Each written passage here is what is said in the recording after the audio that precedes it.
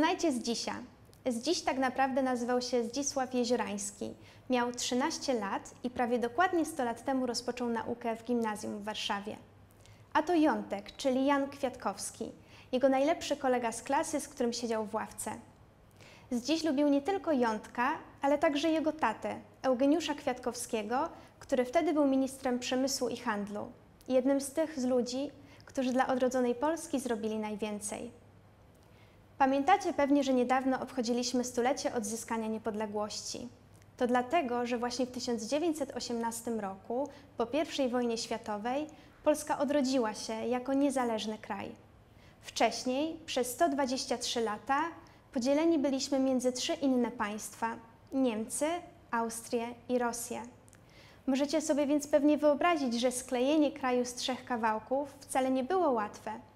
Trzeba było wszystko ujednolicić i wzmocnić państwo. Spójrzmy, jak wyglądała wtedy Polska. Była trochę większa niż dzisiaj, a jej granice przebiegały nieco inaczej. Jednym z większych problemów był dostęp do morza. Jeśli przyjrzycie się dobrze mapie, zobaczycie, że Gdańsk, dzisiaj nasz największy port, wcale nie należał do Polski. Był wolnym miastem. Sama linia brzegowa też była dużo krótsza niż dzisiaj. Był to poważny problem, ponieważ każde państwo wtedy, jeżeli chciało być silne i szybko się rozwijać, musiało posiadać dobry port. Trzeba więc go było zbudować. Wybór padł na Gdynię, małą wioskę rybacką nad Zatoką Gdańską, która latem służyła turystom także jako kąpielisko. Jak pewnie wiecie z historii, rozwój dużych miast mógł trwać nawet kilkaset lat.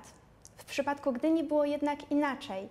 W przeciągu zaledwie 10 lat nie tylko uzyskała prawa miejskie, ale stała się też najnowocześniejszym portem na Bałtyku, w którym przeładowywano największą ilość towaru w regionie. Przed wybuchem II wojny światowej mieszkało tam już 125 000 osób. Połowa tego, co mamy dzisiaj. Co umożliwiło tak szybki rozwój Gdyni? Władze Polski wiedziały, że brak portu stanowi poważne zagrożenie dla gospodarki. Dlatego jego budowa stała się jednym z najważniejszych zadań państwa. W Gdyni zaplanowano port handlowy, pozwalający na transport towarów, i port pasażerski, z którego na wielkich statkach transoceanicznych, np. na statku Batory albo statku Piłsudski, można było dopłynąć nawet do Nowego Jorku. W porcie wojskowym stacjonowała marynarka wojenna. W Gdyni powstała także stocznia, czyli miejsce, gdzie buduje się statki. Budowa portu, którą rozpoczęto w 1921 roku, zaczęła ściągać do miasta dużo nowych osób – inwestorów, inżynierów oraz robotników wraz z rodzinami. Początkowo Gdynia liczyła zaledwie 132 domy, ale w bardzo szybkim tempie zaczęła się rozrastać. Już po kilku latach mogliśmy sprzedawać nasze towary innym krajom i wysyłać je do nich na statkach, między innymi węgiel wydobywany na Górnym Śląsku, drewno oraz artykuły spożywcze. Trafiały one przede wszystkim do państw z Półwyspu Skandynawskiego, np. Szwecji i Norwegii, oraz Europy Zachodniej, np. Francji, Niemiec oraz Wielkiej Brytanii. Na efekty nie trzeba było długo czekać. Powstanie portu bardzo poprawiło sytuację finansową Polski, a nasza ekonomia stała się w głównej mierze zależna od handlu drogą morską. Gdynia stała się wtedy naszym oknem na świat oraz symbolem siły i nowoczesności odrodzonej Polski. Wszystko w Gdyni zdawało się mówić, że jest to nowoczesne miasto portowe. Spójrzmy, jak wyglądały budynki, które wtedy zbudowano. Wiele z nich miało kształt podobny do statków. Ich części przypominały rufy, niektóre okna były okrągłe jak bulaje na statku, a na dachach znajdowały się nadbudówki przypominające mostki kapitańskie. Dachy jeżyły się od masztów flagowych, podobnych do tych, na których statki wieszają swoje bandery. Budowę portu w Gdyni bardzo wspierał Eugeniusz Kwiatkowski, minister przemysłu i handlu. Jego zaangażowanie i oddanie przekonały władze, aby na budowę nowego portu przekazały znaczną sumę pieniędzy. To pozwoliło nie tylko zwiększyć tempo pracy, ale również szybciej ukończyć budowę.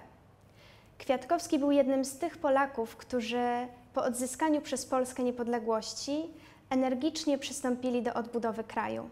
A jego działania naprawdę nie były bez znaczenia. W końcu zarządzał jednym z najważniejszych ministerstw. Bez silnej gospodarki Polska po prostu nie mogłaby istnieć. Czy Eugeniusz Kwiatkowski naprawdę był tak ważnym człowiekiem? Tak, i świadczy o tym chociażby fakt, że uczycie się o nim na historii. Otrzymał też wiele odznaczeń, między innymi najwyższe odznaczenie państwowe, czyli Order Orła Białego. Dokładnie taki sam, jaki możecie zobaczyć w naszym muzeum.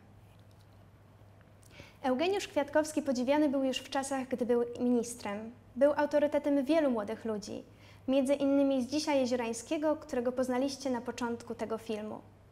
Zdzisław Jeziorański chciał, na wzór ministra, wykonywać zawód, którym przysłużyłby się w budowaniu silnej polskiej gospodarki. Kwiatkowski polecił mu studia ekonomiczne w Poznaniu i Jeziorański za jego radą ukończył tamtejszy uniwersytet. Niestety, niebawem rozpoczęła się II wojna światowa i Zdzisław Jeziorański musiał poszukać nowej pracy, w ramach której dwukrotnie wyruszał z portu w Gdyni, aby wywieźć z Polski ważne informacje. Ukrywając się pod pseudonimem Jan Nowak, przynosił tajne informacje dla rządu polskiego, który ze względu na wojnę znajdował się w Londynie. Ale to już zupełnie inna historia. Jeśli chcecie się więcej dowiedzieć na temat wojennych losów Jana Nowaka, a właściwie Zdzisława Jeziorańskiego, musicie nas odwiedzić w Muzeum Pana Tadeusza.